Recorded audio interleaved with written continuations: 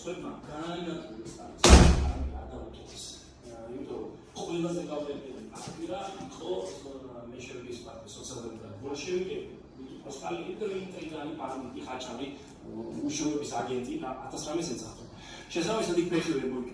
ორი შურის ძიებისთვის გამოიყენა. ერთი რომ საქართველოს თავისუფლებას წაართვა, იმიტომ რომ ჭირდებოდა რომ მისი პოზიციები გაძლიერებულიყო საბჭოთა ხელისუფლებაში და მეორე პირადი ანგარიში გაუსწორა ჟორდანიას და განსაკუთრებით როვენ აღნიშნულს, როდესაც ისინი გააძევა საქართველოს.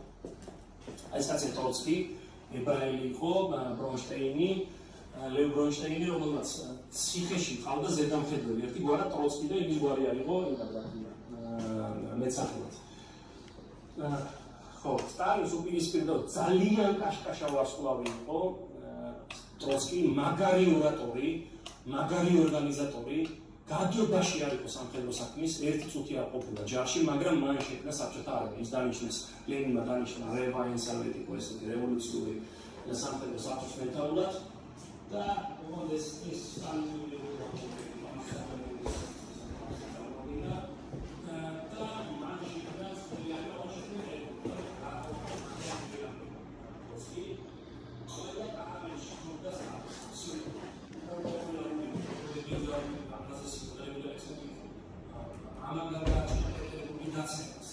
ამან განიმარჯვა სამოქალაქო ომში, რასაც იმიტომ რომ მიხდა რომ მეფის რუსეთის გენერლები და ოფიცრები უნდა გადაეპირებინა თავისუფლებას. და ადგა თავის სამსახურში ჩავიდა. ეს ეზრეოდა სტალინის სპეცებს ეძახდა და იძახდა რომ ესე ყველა დასახლებები მოყოლებული არის. ერთი პერიოდი სტალინის შამრებული ქონდა, ეს შემდეგ სტალინი არ გახალხდა და სანქცი. აი ეს დასწორდა.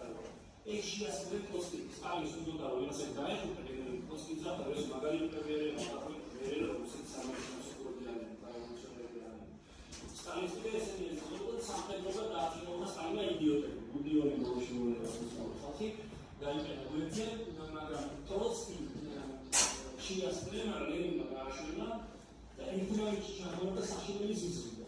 ყველა ლოგიკით ლენინის გარდაცვალების შემდეგ ტროცკი უნდა ყოფილიყო საფრთხე მაგრამ ტროცკი მოახერხა ის